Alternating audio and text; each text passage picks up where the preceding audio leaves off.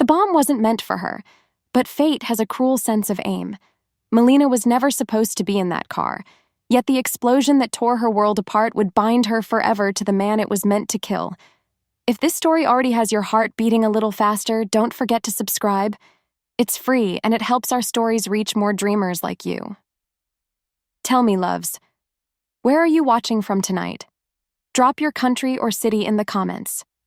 I love seeing how far our little storytelling family reaches. The rain whispered against the roof of the bar, each drop falling like a secret Verona refused to keep. Smoke and jazz tangled in the air as Melina drew her bow across the strings, her masked face tilted toward the dim lights.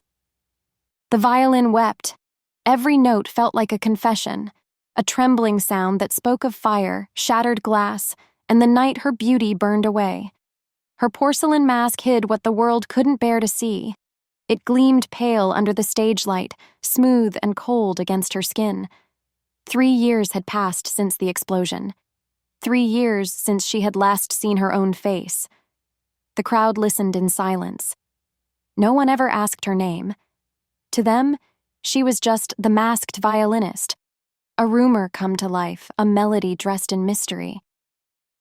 When the final note faded, the applause broke like fragile glass. Melina bowed, clutching her violin case, her pulse still chasing the echoes of her own pain. That was when she felt it, a gaze that didn't look away. He sat in the far corner, where the light couldn't quite reach, tall, immaculately dressed, the kind of presence that made the air around him feel expensive. He didn't smile, didn't clap, just watched. When her eyes met his, she forgot to breathe. Mason Vieri. The name moved like smoke through the bar, whispered between the waiters and drunks. The Mafia boss, the one who owned half the city, and buried the rest. Her hands tightened around her violin case. Men like him didn't come here for music. By the time she packed up, he was gone. The crowd had vanished, leaving only half-empty glasses and rain pressing against the windows.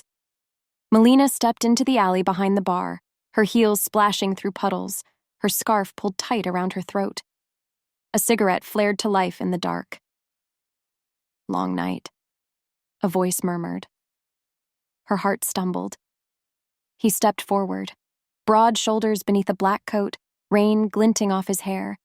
His gaze lingered, steady and unhurried. "You shouldn't walk alone here," he said. "The city eats people who look away." Melina's voice came out small, fragile. "I'm not looking away." "No," he said quietly. "You're hiding." The words stung more than they should have. She straightened, her gloved fingers trembling slightly. "And what would you know about that?" Mason smiled, but it didn't reach his eyes. "Everything worth hiding has a story." She wanted to walk past him, but something in his tone rooted her to the spot. He moved closer, not close enough to touch, but enough that she could smell the faint trace of smoke and winter on his clothes.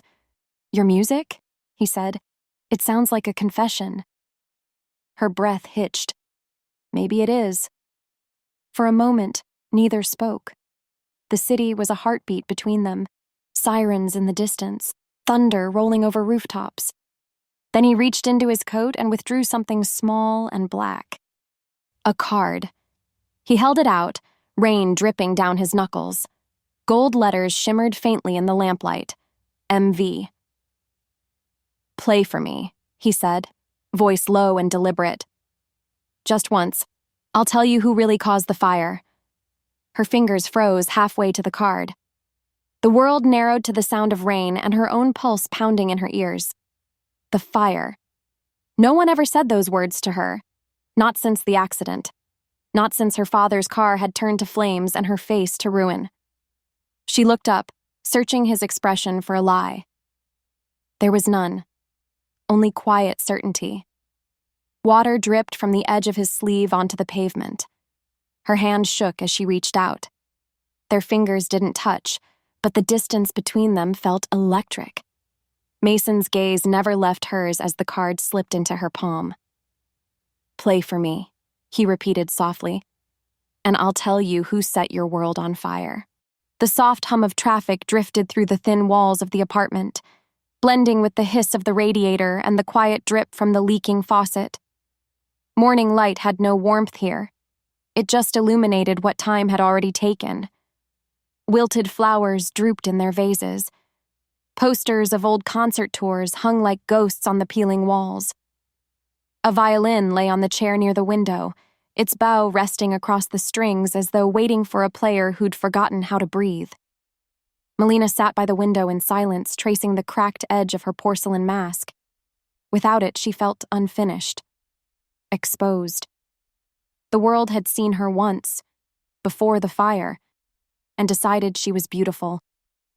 Now she decided no one would see her again. The kettle whined softly. She rose, her bare feet whispering across the wooden floor, and poured herself a cup of black tea. The steam fogged the mirror above the sink, blurring the reflection of the mask that watched her every move. She hated it, but she couldn't let it go. It was safer than the truth. A knock broke the quiet. "Melina? It's me." Her shoulders eased. She opened the door to find Janice, still in her nurse's scrubs, hair tied back, exhaustion etched into every line of her face. She held a small paper bag and a smile that tried too hard to survive night shifts. "I brought breakfast," Janice said, waving the bag. "And before you argue, yes, I know you only pretend to eat." Melina stepped aside, allowing her in. "You never stop worrying, do you?" "Not about you," Janice said, setting the bag on the table.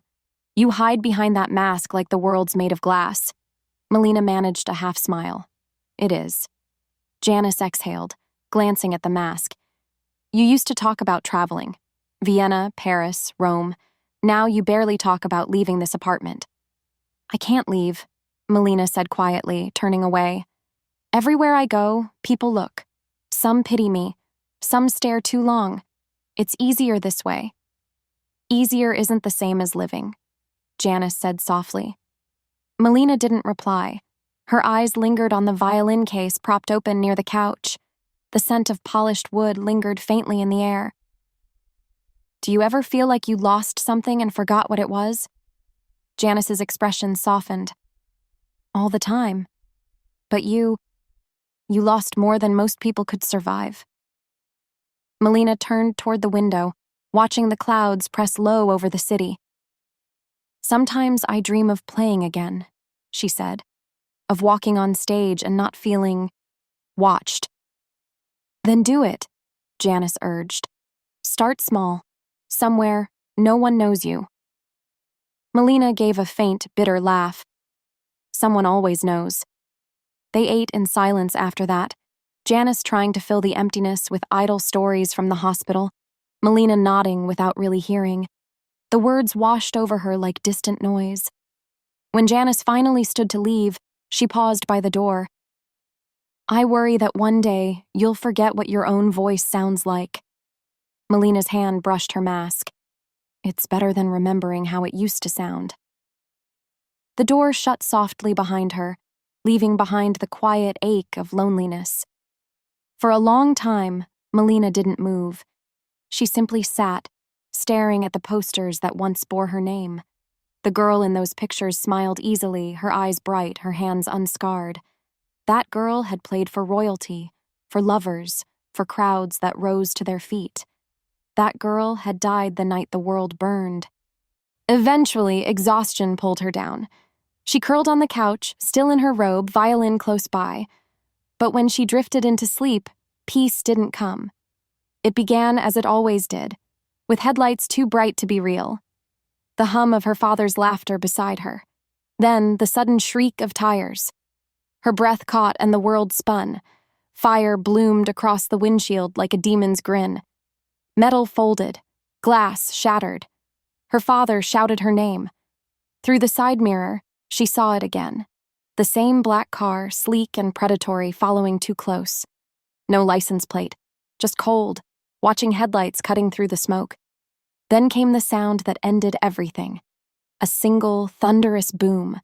She gasped awake, her skin slick with sweat, her lungs heaving for air that felt too thin. The city was still outside, the same gray light bleeding through the curtains, but the scent of smoke seemed to linger, faint and cruel. She pressed a trembling hand to her mask, as if to make sure she still existed beneath it.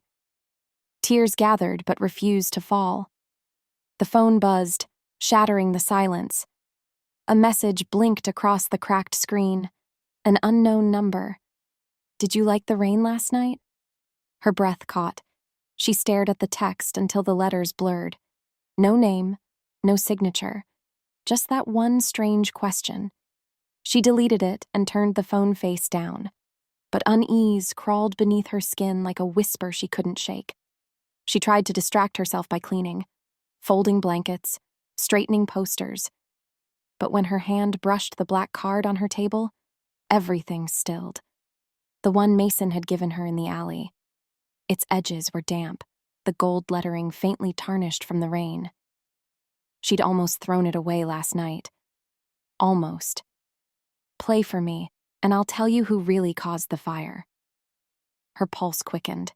She slid the card into the drawer, shutting it as though it could silence the past. But even then, she couldn't shake the thought that someone might be watching. The air in the apartment felt heavier as evening came. She drew the curtains, locked the door, and sat by the window again, violin in her lap. The sky bled from gold to gray, then to the deep purple of night. Streetlights flickered below, glowing through the rain. She began to play softly, just enough to hear herself think. The music started hesitant, broken, but soon it filled the room like breath returning to lungs long starved. Her fingers remembered what her mind had forgotten: grace, rhythm, ache. Each note whispered of something she'd buried: the laughter of her father, the applause, the heat of the stage. Then, somewhere between one heartbeat and the next, she thought she saw movement beyond the window. A shadow, still and deliberate. She froze, bow midair. The shape didn't move again. Perhaps it was nothing. A trick of the light, a passing silhouette. Still, she closed the violin case quickly, locking it. She went to pour tea, but the knock came first. 3 measured taps, not loud, not hurried. Just certain. Her pulse jumped. "Janice?" she called. No answer. She waited. Then another knock, slower this time. Melina's body tensed. She took a breath, adjusting her mask, and approached the door. The old floorboards creaked under her bare feet. When she opened it, he was there. Mason Vieri. The same coat, the same stillness, the same unsettling calm that had made her heart stumble the night before. His dark hair glistened with rain, and his expression was unreadable. Something between patience and control. He held her gaze for a long, silent moment before extending his hand. The same black card rested between his fingers, pristine despite the weather. "You didn't call," he said. Her breath caught. "You shouldn't be here." "And yet," he murmured, stepping forward, "here I am." The lamplight from the hallway fell across his face, cutting through the darkness to reveal a hint of weariness, maybe even something human beneath the danger. "You left this behind last night," he said. "I didn't forget it," she replied softly. "I chose not to use it." His lips curved faintly, though not in amusement. "You strike me as someone who makes choices and regrets them later." Melina folded her arms, every muscle tight. "What do you want?" He studied her for a beat too long. "To listen." "To what?" He glanced at the violin by the window, then back at her. "The truth inside your music." The words unsettled her. No one had ever spoken to her like that. Like her silence was something sacred, not broken. She didn't move, and he didn't force his way in. The rain filled the silence between them, rhythmic and slow. "Keep the card," Mason said finally, his tone quiet but absolute. "You'll know when to use it." He placed it on the small table beside the door and stepped back, his gaze steady. When he turned to leave, his last words lingered like smoke in her chest. "Monsters recognize their own. That's why I found you." Then he was gone, leaving nothing but the sound of his fading footsteps and the black card gleaming under the light. The morning after Mason's visit was gray and soundless, the kind of day when even the city seemed to hold its breath. Melina sat by her window, the contract letter folded and refolded between her trembling fingers. She hadn't slept. Every time she closed her eyes, she saw his face, the calm, unreadable stare of a man who spoke like he already knew how the story would end. The black card lay on the table where he'd left it, its edges still sharp and dry despite the storm that had followed him. She hesitated before picking it up again. It wasn't just a card. It was heavier now, like it carried a secret that demanded to be opened. When she turned it in her hand, she noticed a thin slit along the side, barely visible. Curiosity overpowered fear. She slipped her nail beneath the edge and unfolded it. Inside was a small, creased letter, written in elegant, slanted handwriting. The ink shimmered faintly against the pale paper. Melina Vale. You were never meant to die that night. The bomb wasn't for you. It was for me. You survived something that wasn't meant to touch you. That means fate wants you to remember what I need to know. If you want answers, come to me. 1 month. My estate. 1 performance each night. At the end, you'll have the truth. And the name of the one who took everything from you. Mason Vieri. Below it, clipped neatly, was a second sheet. A short contract typed in bold black print, her name already filled in at the top. 1 month. 1 performance per night. Full payment. Information. Her hand trembled as she read. The bomb wasn't meant for her. The accident that had ended her father's life and left her face in ruins was meant for Mason. Her chest constricted as anger and confusion tangled inside her. Why was she alive when he was the one the fire wanted? What kind of man could write something like this so calmly? Like pain could be itemized and traded for truth? She stood, pacing the room as the rain tapped against the window. She'd spent years avoiding the world, pretending her scars were punishment for something she'd done wrong. Now this man claimed her suffering was an accident, an echo of his own sins. Melina opened her violin case and stared at the instrument. Its polished surface reflected the mask she wore, and behind that reflection she saw the ghost of the woman she used to be. Could she truly face him? The man whose world had burned into hers? And yet, if he knew the truth of that night, if he could tell her who had pressed the detonator, could she really walk away? By dusk, she had made her decision. Not because she trusted him, not because she wanted his world, but because she needed her life to mean something again. If facing him gave her that, then she would. The Vieri estate was a fortress wrapped in elegance. Gilded gates rose from the earth like the entrance to another realm, guarded by men in black suits who spoke little and watched everything. The car that brought her up the winding road glided past fountains, lanterns, and marble statues that gleamed in the stormlight. When she stepped out, the scent of salt water hit her. The mansion stood on the cliffs, the sea below roaring against the rocks like a captive beast. A butler met her at the door and guided her through grand halls of dark oak and chandeliers. Music drifted faintly from somewhere inside, soft, classical, hauntingly familiar. The melody wrapped around her like smoke until the butler stopped before a pair of carved doors. "Mr. Vieri is expecting you," he said, and left her there. Melina hesitated before pushing the door open. The room beyond was vast, a grand salon lined with books and heavy curtains.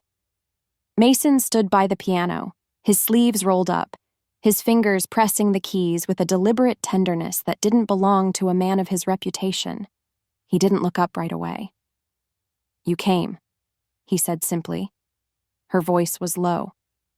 "You left me a contract, not a choice." "There's always a choice," he replied, still playing. "But few people are brave enough to take it." Melina stepped closer, each click of her heel echoing in the silence. "Why me? Why now?" He stopped playing and turned. The quiet intensity in his eyes made her breath falter. "Because you were there that night. You saw what no one else did." "I remember fire. she said coldly. And screaming. That's all. You remember more, Mason said. You just don't know it yet. She frowned. You think I have answers hidden in my head? I think you saw something. I've heard what you've told people. That a black car followed your dad's that day, he said, walking closer. Maybe a mark, a ring, a tattoo, something small. You were the only one close enough to see the driver's hand before the car exploded. She swallowed hard. And you think my music will make me remember it? His lips curved slightly. Music is truth in sound. When you play, your walls fall. You remember things you've buried. Melina's hands tightened around her violin case. And if you're wrong? Then I'll know by the end of the month, he said calmly. She looked at him for a long moment, her pulse quickening. And what do you get from all this, Mason? He studied her, his expression unreadable. Closure. The word hung between them, heavy and dangerous. Melina approached the piano where the contract lay. So if I sign this, I play for you? Every night? Yes. And at the end of the month, I get the truth. He nodded. All of it. For a long time, she didn't move. Her mind raced. Fear, curiosity, defiance, all fighting for air. But under it all, a quiet resolve began to form. She had lived in silence long enough. She took the pen. The tip touched paper, and her name bloomed across the page in trembling ink. When she looked up, Mason was watching her, not with victory, but with something quieter. She straightened, gripping the violin case. You have your agreement. He stepped closer, so close that the scent of him, rain, cedar, and smoke, filled her lungs. He lifted a hand, slow and deliberate, stopping just before his fingers brushed her cheek. His fingertips rested lightly on the porcelain mask. You don't need to hide from me, he said, voice low enough to almost be mistaken for a whisper. Her breath caught. The contact was fleeting, but it felt like the world had stilled for that heartbeat. Thunder outside, silence within. When he drew his hand back, she felt the echo of his touch like fire beneath the mask. He turned away, pouring 2 glasses of wine with unhurried grace. Welcome to my home, Melina Vale. I hope your music remembers what you've tried to forget. She didn't answer. The storm outside cracked, lightning spilling across the glass walls like veins of light. For the first time since the explosion, Melina felt something other than fear. It wasn't peace. It wasn't safety. It was the faint, dangerous pull of curiosity toward the man who might destroy her again, or finally set her free. The Vieri mansion was beautiful in the way dangerous things often were, quiet, deliberate, and heavy with the weight of secrets. Marble floors gleamed beneath her shoes as Melina followed the servant through endless corridors lined with portraits of men who looked like kings and sinners both. The air smelled faintly of smoke and sea salt, a scent that seemed to follow Mason everywhere he went. Days had passed since she'd signed the contract, yet every corner of this house still felt foreign. The staff watched her with the careful politeness of people who had seen too much. The bodyguards were worse, silent shadows who appeared in doorways and vanished before she could ask why. At night, when the world outside dissolved into rain, she played for him. Mason always sat near the grand piano, glass of whiskey untouched beside him, head bowed as she coaxed her violin to life.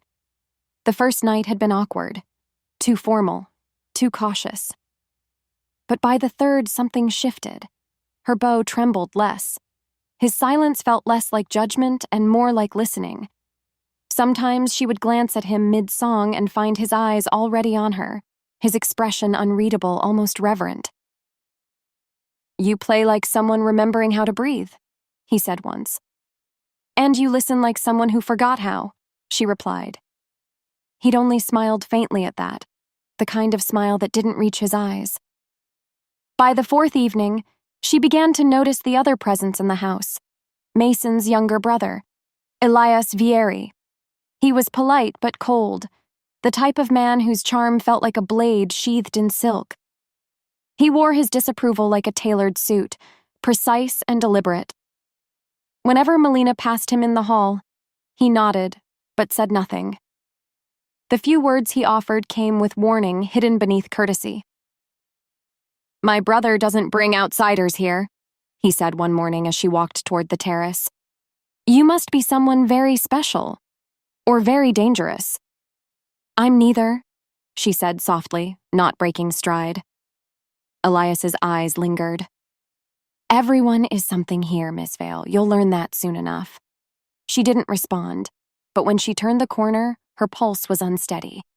His words weren't just suspicion, they were a promise that she was being watched. That night, Melina entered her room to find an envelope resting on her pillow. No name, no seal, just her, alone, the sea wind clawing at the curtains. She hesitated before opening it. Inside was a single photograph. Her breath caught. It was her face. Before the surgeries, before the mask. The raw red scarring, the burned skin, the eyes swollen from pain. Someone had taken that photo when she'd been unconscious in the hospital. She'd never seen it before.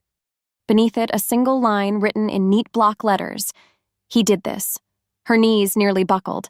The photo slipped from her trembling hands, fluttering onto the carpet like a fallen secret. She stared at it, bile rising in her throat. He did this. Who? Mason? Elias? Someone else? She pressed a hand over her heart, trying to still the pounding. For a moment, she thought of running, packing her things and leaving before the truth swallowed her whole. But the sound of the sea outside reminded her there was nowhere to run. Not yet. If someone wanted to break her, they'd have to work harder. The next evening, Mason came to her practice room unannounced. He didn't speak at first, just stood by the window, watching the storm beyond the glass. "You've been quiet," he said finally. "I'm in your house," she answered. "Quiet seems safer." A low laugh escaped him, though there was no humor in it. "Safe is a lie we tell ourselves." He turned toward her, eyes darker than usual. "Do you know why I can't sleep?" She shook her head. "Because silence reminds me of the men I've buried, the ones who followed my orders, the ones who didn't deserve to die." The confession struck her like a chord. Unexpected, jarring, real. For the first time, his voice wasn't controlled. It carried a quiet kind of grief, something she hadn't thought him capable of. "Do you regret it?" she asked softly. His gaze flickered to her mask. "Every night. But regret doesn't erase blood." She hesitated. "Then why tell me?" "Because you play like someone who still believes redemption is possible," he said.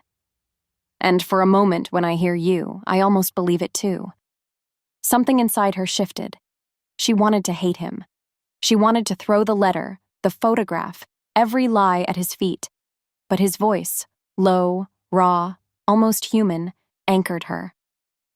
They stood in silence, two damaged souls orbiting something dangerous and fragile. "Play with me," he said suddenly. Before she could answer, he crossed to the piano and sat. His fingers brushed the keys, testing their sound. She raised her violin almost without thinking. The first notes were hesitant, violin and piano circling each other like strangers. Then the music found its rhythm, their sounds weaving together, rising, breaking, rebuilding. His playing was deliberate, hers wild, yet somehow they met in the middle, like confession and forgiveness colliding. At one point, their eyes met. Neither looked away. Her heartbeat synchronized with his melody, her breath catching each time his fingers struck a key that matched the ache in her chest. When the last note faded, the silence that followed felt sacred. Mason's hands remained on the piano. "Do you see now?" he murmured. "The truth always lives inside the music." Melina lowered her violin, her voice barely a whisper. "Sometimes the truth hurts. So does beauty," he said quietly. The storm outside intensified. thunder echoing through the vast hall. The lamplight flickered across his face, softening the sharpness, revealing the man beneath the myth. He stood slowly, stepping closer until she could feel the faint warmth radiating from him. His gaze lingered not on her mask this time, but on her hands. Steady now, no longer trembling. "You don't play like a victim," he said. "You play like someone ready to burn the world back." Her voice wavered. "Maybe I already have." A faint smile curved his lips, but his eyes, those haunted eyes, told another story. When he left the room, the echo of the duet lingered like smoke, curling through her chest and refusing to fade. Alone again, Melina reached for her violin, but hesitated. The photo still lay folded in the drawer beside her bed. She took it out once more, staring at the words written across the bottom. He did this. The ink felt darker now, heavier somehow. For the first time, she wondered not if Mason was her salvation, but if he was the reason she ever needed saving at all. And yet, when she closed her eyes, it wasn't the photograph she saw. It was his hands on the piano keys and the sound of her music bringing him to silence. The storm raged through the night like a beast clawing at the mansion walls. Lightning struck the cliffs, lighting up the dark ocean below. Melina couldn't sleep. Not after everything. The duet, the photograph, the strange silence that had fallen over Mason since that night.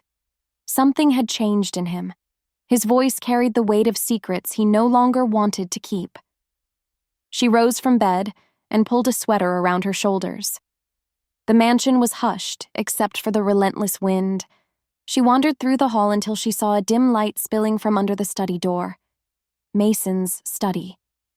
Curiosity gnawed at her. She pushed the door open just enough to see him at his desk, sleeves rolled to his elbows, cigarette burning beside him. A single lamp illuminated the desk, and under that pool of light lay a thick black ledger. Aged, weathered, familiar. He didn't notice her at first. His eyes were fixed on the pages, his expression tight, jaw clenched as though reading something he didn't want to believe. Then she saw her father's name. She froze. The letters blurred as the air left her lungs. Her voice trembled. "Why is my father's name in your book?" Mason's head snapped up. For a moment, he looked almost startled to see her there. "Melina!" She stepped into the room, the storm roaring behind her. "Tell me why his name is in your ledger." He stood slowly, the flickering light throwing his face into shadow. "You shouldn't be here."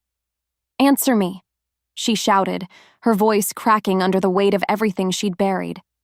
"Why was my father connected to you?" Mason's eyes darkened. He exhaled, long and low, like a confession trying to find its way out. "Because he was actually part of a delivery 3 years ago. He was hired to move a package for my syndicate, but it wasn't what it seemed." Her pulse pounded in her ears. "You're lying." "I wish I was," he said, stepping closer. He didn't know what he was carrying. He thought it was a case of ledgers meant for me. But someone in my organization, someone I trusted, switched the cases. They put a bomb inside. The room tilted. Melina grabbed the edge of the desk to steady herself. "Who?" she whispered. "Raphael," Mason said quietly. "My lieutenant. He planned it behind my back. The bomb was meant for me. But that day, I rerouted my convoy.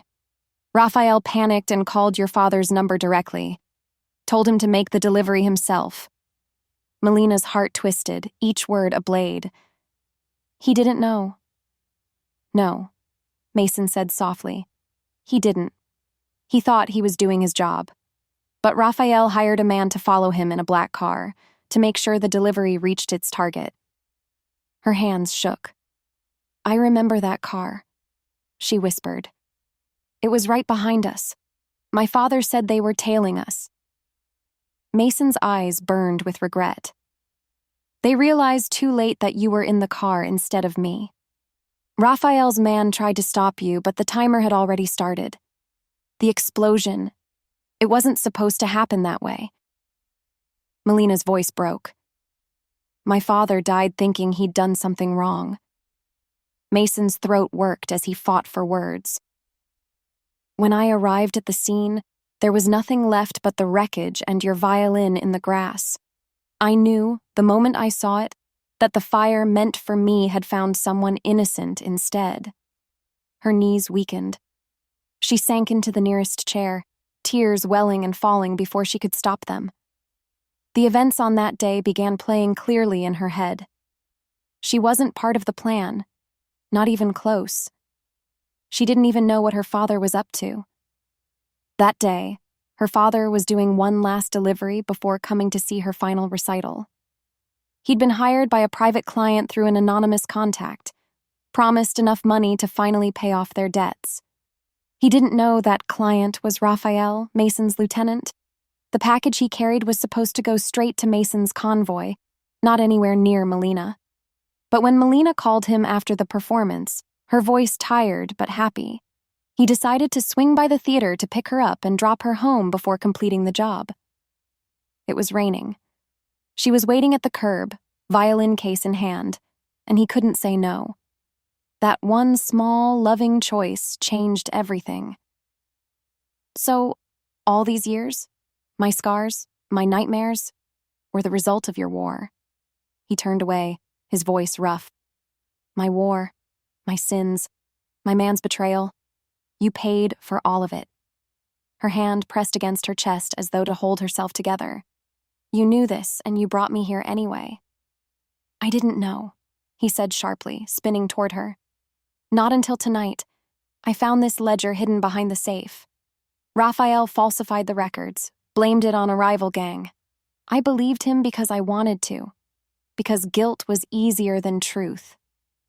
Truth? She echoed bitterly. What truth could ever make this right? He walked around the desk, stopping in front of her.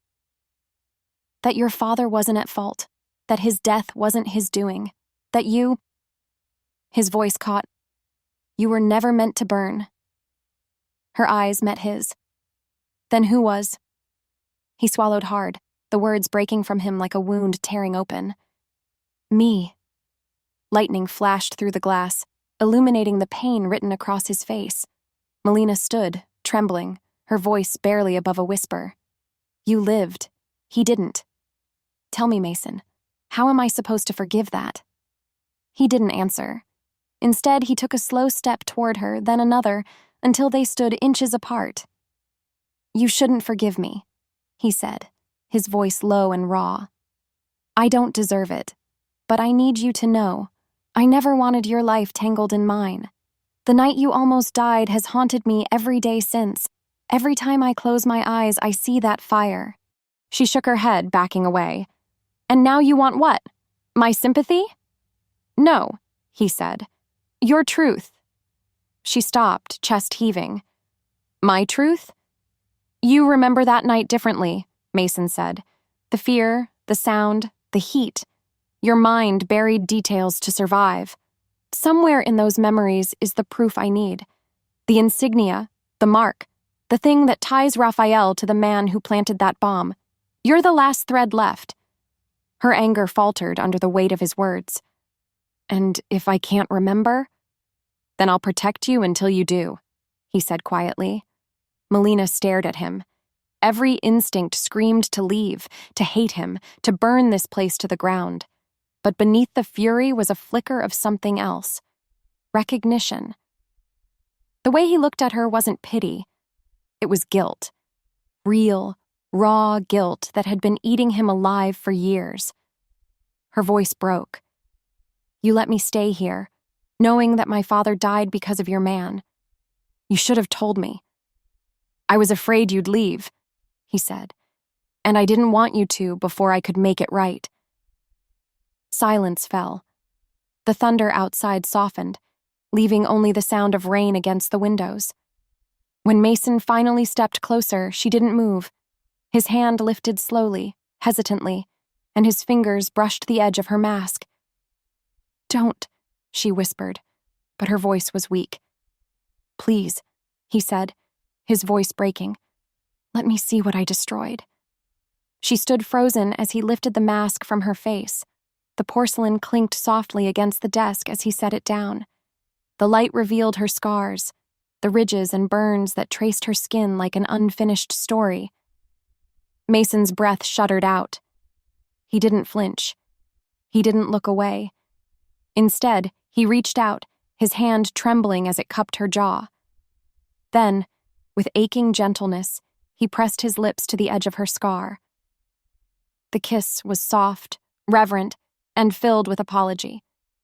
Melina closed her eyes, the tears finally breaking free. When he pulled back, his voice was a whisper. "I can't undo what my world did to you.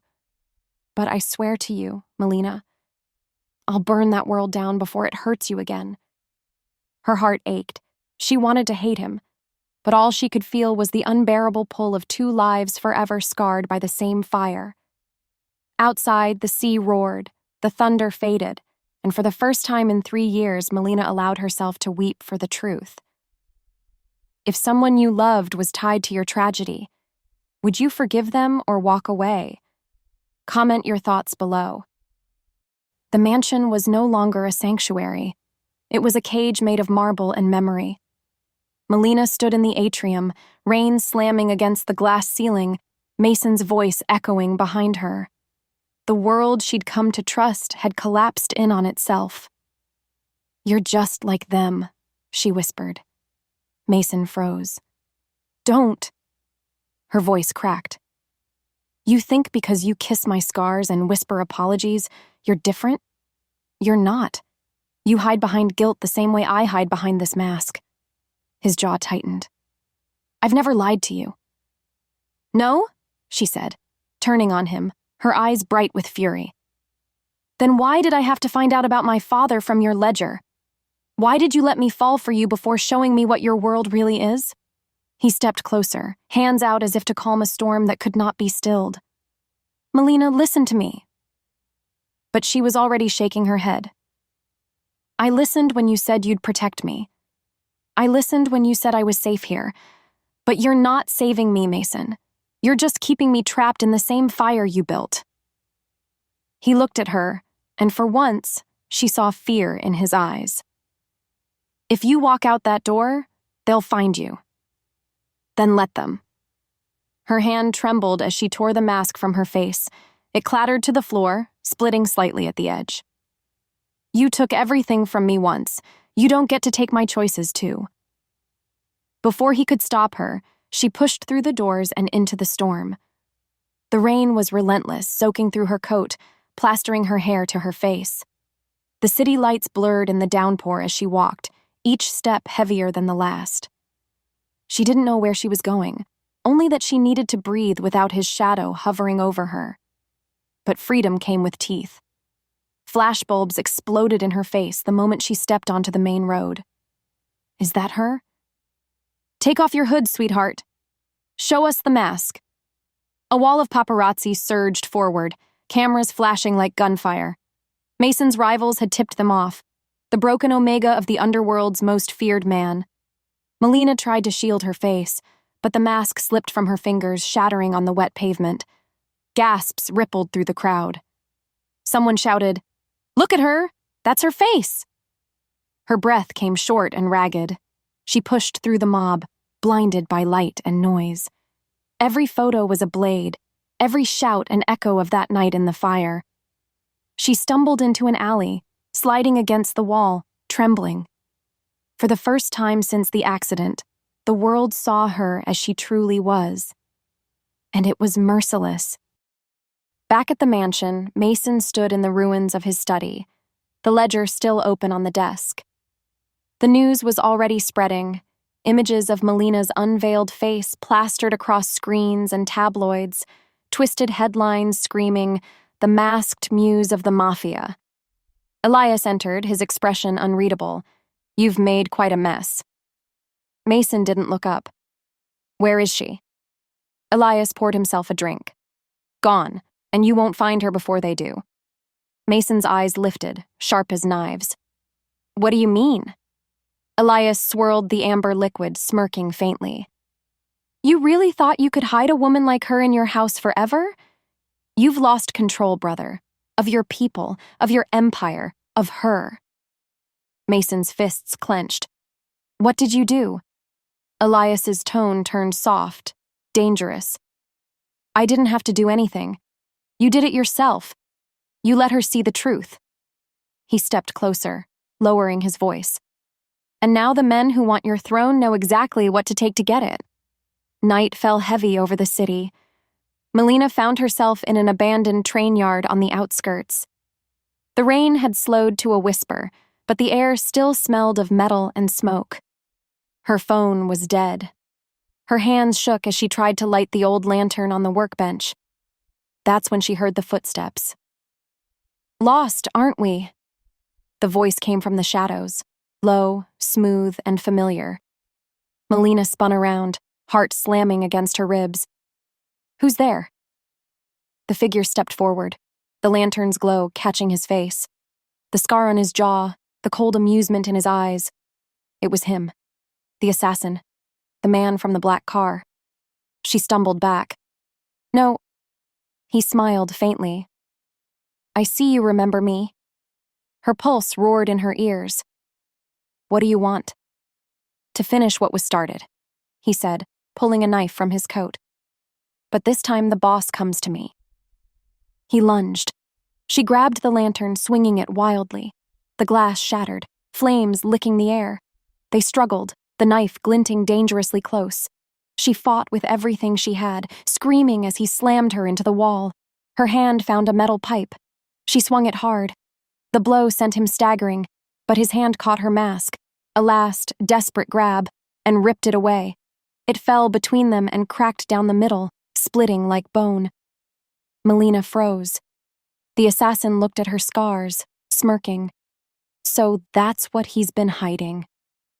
Before she could react, he struck her temple with the back of his hand. Darkness swallowed everything.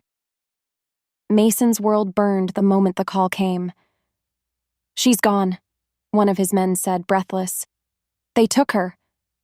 The glass in Mason's hand shattered. Who? We don't know, just... There was a message. A single photo. The man handed him a phone. On the screen was a grainy image of Melina unconscious, blood trailing down her cheek, the mask shattered beside her. Mason's hands shook as he read the words scrawled beneath the photo. Come alone if you want her back. Elias stood in the doorway, silent. You can't go, he said quietly. It's a trap. Mason's eyes were ice. Then I'll walk straight into it. You'll lose everything. He turned, voice low and deadly. Everything's already gone. He grabbed his gun, his coat, and the ledger, then walked into the storm without another word. The city waited in silence, knowing something monstrous was coming. Mason's enemies had drawn blood. They'd taken the one person who made him human again. And in return, he would burn the city to ash. The camera would linger on his face now, his expression hollow, drenched in rain, as he whispered to no one. You took her to hurt me. Now I'll show you what real hurt is. The streets trembled under the weight of his rage. The darkest hour had begun. The rain came harder now, seeping through the cracked dome of the abandoned opera house and pooling on the warped stage boards. Each drop echoed like a clock, counting the seconds she might have left. Melina sat against a stone pillar, wrists bound, her violin resting in the shadows where the assassin had tossed it aside. The single light bulb above her swung on its wire, cutting pale arcs across the walls once gilded with gold. You think he'll come for you? The assassin murmured from the balcony above, his voice calm, almost kind. Men like Mason don't save people. They bury them. She kept her eyes on the violin, not on him. Maybe, she said softly. But he listens. He chuckled. Then play for him. Let's see how long it takes before he dies trying. His footsteps faded. A door slammed. Silence swallowed the hall again. Melina waited. She let the hush stretch, her heartbeat loud in her throat. Then she began to move her fingers, slow and deliberate, testing the knots until one wrist slipped free. The rope cut her skin, but freedom always did. She crawled across the stage, every movement a whisper, until her hand brushed the instrument. The violin was cracked along the bridge, one string gone, but it still felt alive beneath her touch. She set it beneath her chin, closed her eyes, and drew the bow across what strings remained. The first sound was thin, almost broken. The second steadied. The third carried. A melody rose, hesitant, trembling, yet unmistakably theirs. The nocturne mason had once asked her to play on a night much like this one, rain outside the window, his hand resting on the piano keys beside her. She remembered his words. Play even when it hurts. Now she played to survive. The music filled the hollow space, rising into the open air where the roof had caved. The storm caught it, twisted it, sent it spiraling into the night. She imagined it reaching him. She imagined him hearing it and knowing she was still alive. Across the city, Mason stumbled through an alley that smelled of gunpowder and rain. Blood soaked his sleeve where a bullet had grazed him hours earlier, and every step felt heavier than the last. He'd been chasing ghosts, fragments of information, whispered coordinates, but all roads had led to silence. Until now. A sound drifted through the storm. Faint. Familiar. He stopped. The world around him blurred to nothing but that trembling thread of music. His breath hitched. He turned his head toward the sound, eyes narrowing through the curtain of rain. It couldn't be real, and yet it was. Her. The melody was broken but stubborn, fighting the wind. He could almost hear her heartbeat in it, that delicate strength that had once made even his monsters go quiet. He pressed a hand against the wound in his side, forcing his body to move. Every pulse of pain became a step forward.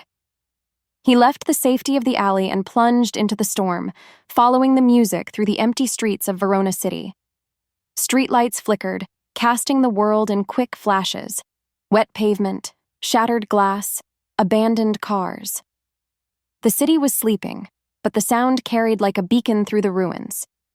He followed it to the old quarter, to the skeletal outline of the ardent opera house. Its grand arches collapsed into ruin. The closer he came, the clearer the music became, fragile, defiant, unbroken.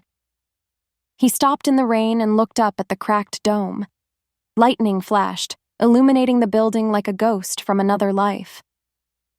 "She's alive," he whispered. His voice cracked, half prayer, half disbelief. For the first time in years, he felt something stronger than guilt. Hope. He pushed through the broken gates, boots splashing through puddles, heart pounding to the rhythm of her song.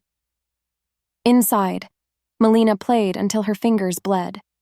The bow slipped once, but she caught it again, dragging sound from the strings like breath from drowning lungs. The assassin hadn't returned yet. Maybe he thought she'd broken. Maybe he was waiting for Mason to walk into the trap. She didn't care. She just kept playing.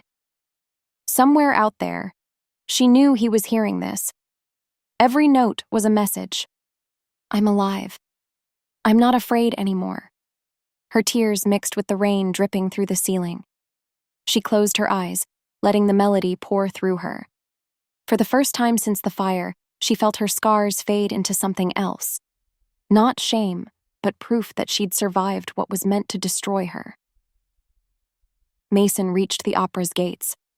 The sound poured out now, unmistakable. He stopped for a single breath, head tilted back, letting the rain wash the blood from his face. He could see her in his mind, the girl behind the mask, playing as if her life depended on it. And he realized she wasn't playing for rescue. She was playing for strength. He pressed his hand against the iron door. It groaned open under his weight. Lightning flashed again, illuminating the stage within. He saw only emptiness and heard her music echoing through the rafters. He didn't rush in. Not yet. Instead, he stood at the threshold, listening.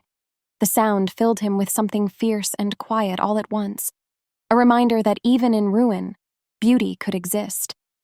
He whispered into the rain, as if she could somehow hear him back. You taught me that scars don't ruin beauty, he said. They prove we lived. The storm answered with thunder, and the violin played on. Melina paused mid-note, her breath catching. She didn't know why, but suddenly the room felt less empty, as if the walls themselves had shifted, as if the darkness was listening. A strange calm settled over her. The fear that had gripped her for days eased, replaced by something luminous and unbreakable. She couldn't see him, but she knew. He was coming. She smiled through her tears and lifted the bow again, this time steady and strong. The melody climbed higher, defying the storm that raged outside. Two souls, divided by distance and danger, but bound by sound. Not victims anymore, but survivors answering one another through the rain. The storm had not relented. Lightning split the sky above the opera house as if heaven itself sought to witness the reckoning inside.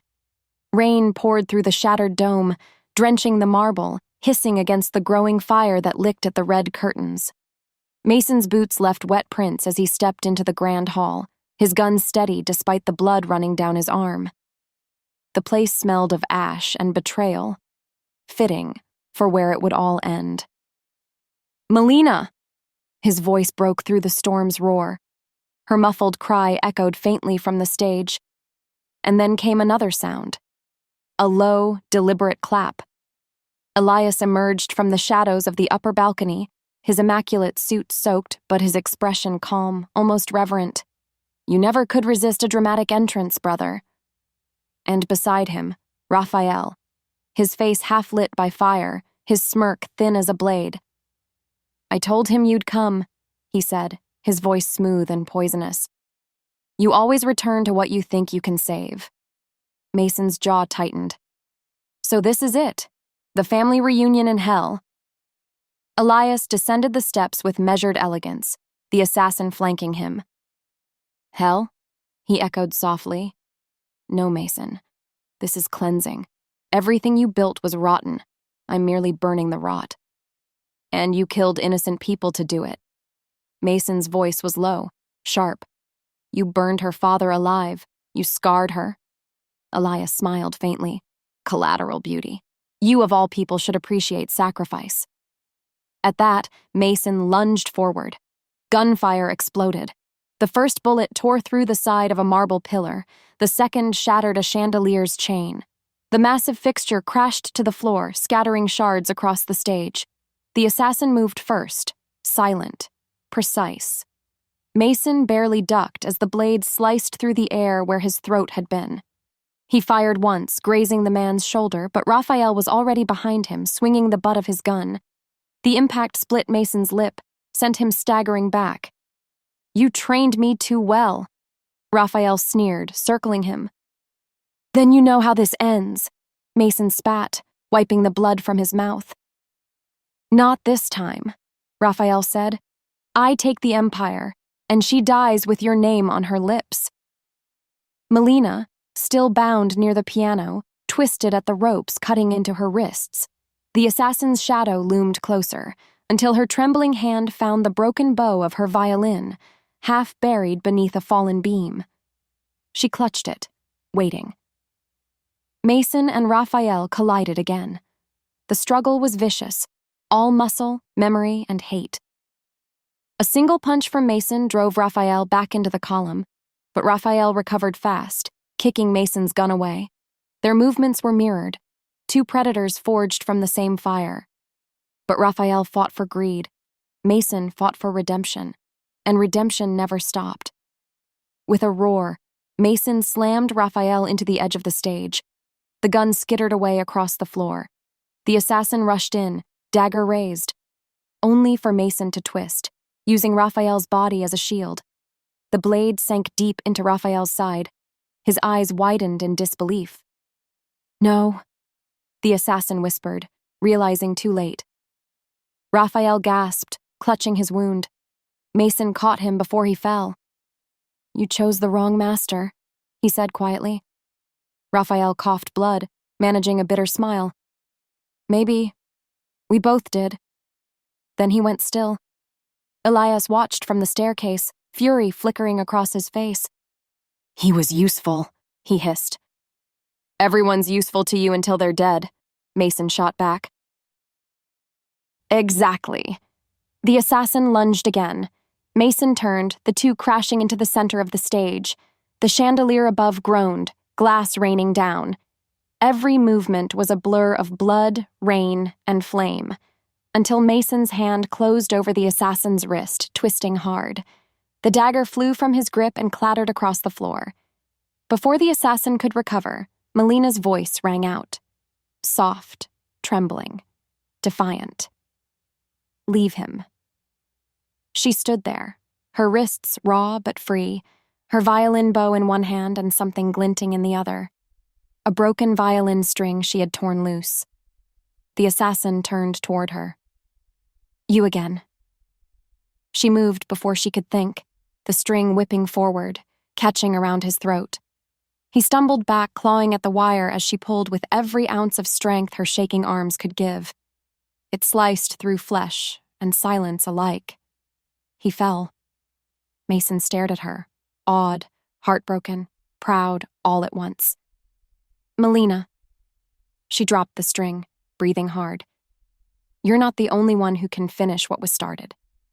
Elias's slow clap cut through the crackle of fire. "Bravo.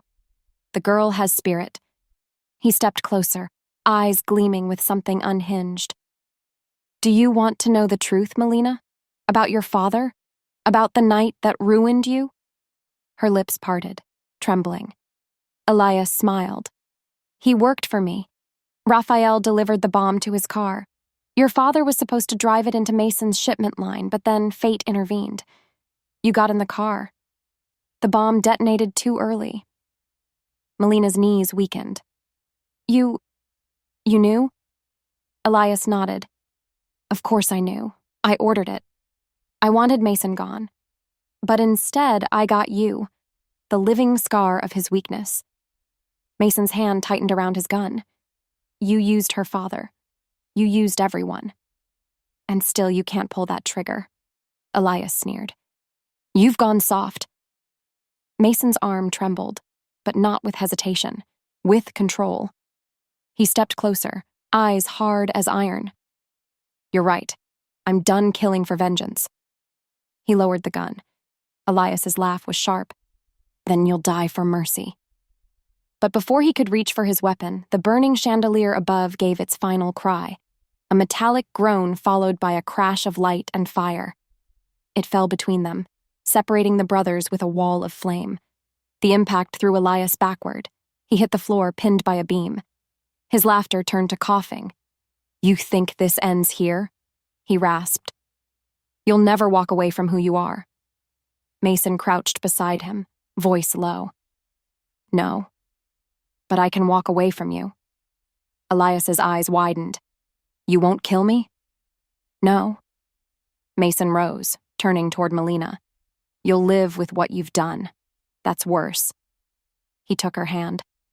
Together they walked toward the center of the stage. Smoke curled around them like ghosts. At their feet lay Melina's porcelain mask, cracked, half buried in ash. She knelt, touching it gently. "I wore this to survive." Mason met her gaze. "Then burn it to live." She hesitated only a moment before tossing it into the fire. The mask hissed, its painted face melting into nothingness.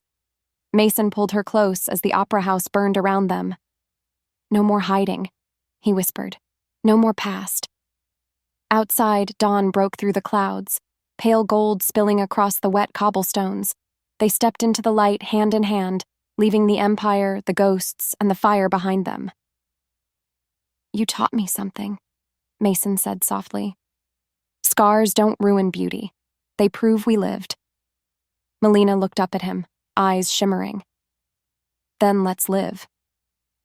They walked into the sunrise, two souls reborn from the ashes. The city had changed. Where once rain and ruin cloaked its skyline, now sunlight poured across the rooftops like forgiveness. The old opera house had been rebuilt, not as a monument to power or wealth, but as a sanctuary for music. Its gilded doors opened to crowds no longer afraid to feel, to dream, to remember. And tonight, beneath a ceiling newly painted in gold leaf and soft constellations, Melina took the stage. The lights dimmed. Silence settled, soft and reverent. Then the first note broke it, delicate, trembling, alive. Her violin sang. No mask, no shadows. Just her. Her scars caught the light, faint silver lines across her skin, not marks of ruin, but proof of survival. The audience didn't flinch, they leaned closer. Every bowstroke carried the weight of the fire, the loss, the years she spent hiding. But now her sound was no longer haunted. It was whole. In the front row sat Mason. His dark suit was simple, a far cry from the armor of the empire he'd once ruled. The scars on his hands caught the same golden light as hers. He didn't hide them anymore. He sat still, silent, his gaze anchored to her as if she were the only truth left in the world. He had promised her he'd walk away from his empire, and he had. The city's underworld had devoured itself without him. He built something quieter, a charity for orphaned musicians, a school in her father's name. When people spoke of him now, they did so in whispers of respect, not fear. But tonight, none of that mattered. Tonight, he was just the man listening to the woman who saved his soul. Melina's melody shifted, soft at first, then swelling, spiraling, until it became something familiar. Mason recognized it instantly. The song, their song, the same haunting melody she had played in the rain, the one that had drawn him to her when the city burned. Only now it was no longer sorrow, and it was release. It was rebirth. Her bow trembled slightly, but her gaze found his. Across the sea of strangers, across the flood of light, their eyes met. He smiled, not with pride, but with peace. And she played on. Each note told their story, the fire that scarred them, the silence that bound them, the love that refused to die. The audience sat frozen, breathless, as if time itself bent to listen. When the final note faded, the hall stayed still. For a moment, the world seemed to hold its breath. Then, applause. A tidal wave of it. Melina bowed, her eyes bright with tears she didn't bother to hide. Mason stood, the first to rise, the last to stop clapping. When the curtain fell, she found him waiting backstage, a single white lily in his hand. "You remembered?" she whispered. He smiled faintly. "You said lilies smell like new beginnings." She took it, pressing the stem to her heart. "You stayed. I promised I would." His voice was soft, almost reverent. "You taught me how." They stood in the quiet together, two people shaped by fire, standing in the calm after it. Outside, the night air was warm. The city hummed with distant laughter, the rhythm of life moving forward. Melina slipped her hand into his. "Do you ever think about it? The night of the fire?" Mason's gaze drifted toward the horizon, where dawn was just beginning to bloom. "Every day," he admitted, but not with regret. "It brought me to you." Her eyes softened. "It nearly destroyed us." He nodded. "And somehow it rebuilt us." They walked through the courtyard where rain once fell like tears. Now the marble was dry and glowing, the fountains alive with golden light. Children's voices echoed faintly in the distance, the students from the music school practicing under open windows. Melina paused, tilting her head toward the sound. "They remind me of who I used to be." Mason looked at her. "No," he said quietly. "They remind me of who you became." She smiled, a slow, tender thing. "You always know what to say." He chuckled. "Only when it's about you." They stopped beneath the great oak that had survived the fire, its branches heavy with new leaves. Mason brushed a hand along the rough bark, then turned to her. "Do you miss it? The mask?" Her hand rose instinctively to her face, then lowered, It kept me safe when I needed it, she said softly. But safety isn't living. Then what is? She met his gaze. This. The wind carried her words away, scattering them like petals. He leaned closer, pressing his forehead to hers. Some scars don't fade, she whispered. His thumb traced her cheek, reverent. No, he said. They become the map that leads us home. The city bells began to chime. Soft, distant, golden. In that moment, everything stilled. The pain, the guilt, the ghosts. All of it dissolved beneath the simple truth that they were still standing. Not as monsters, not as victims, but as survivors who had found beauty in what was broken. Melina took his hand again, their fingers fitting together easily now, without fear or hesitation. Come on, she said, smiling. They'll want you inside. I'm fine right here, Mason murmured, watching her as she stepped back toward the stage doors. Go show them what courage looks like. She turned once more before disappearing behind the curtain. You already did. The door closed. The music began again. Not hers this time, but from the young students inside. Mason stood there, listening, the white lily still in his hand. He tilted his face toward the sky. The rain had stopped. The stars were out. And for the first time in years, the world didn't hurt. Do you believe love can heal what life once tried to destroy? Share your thoughts in the comments below.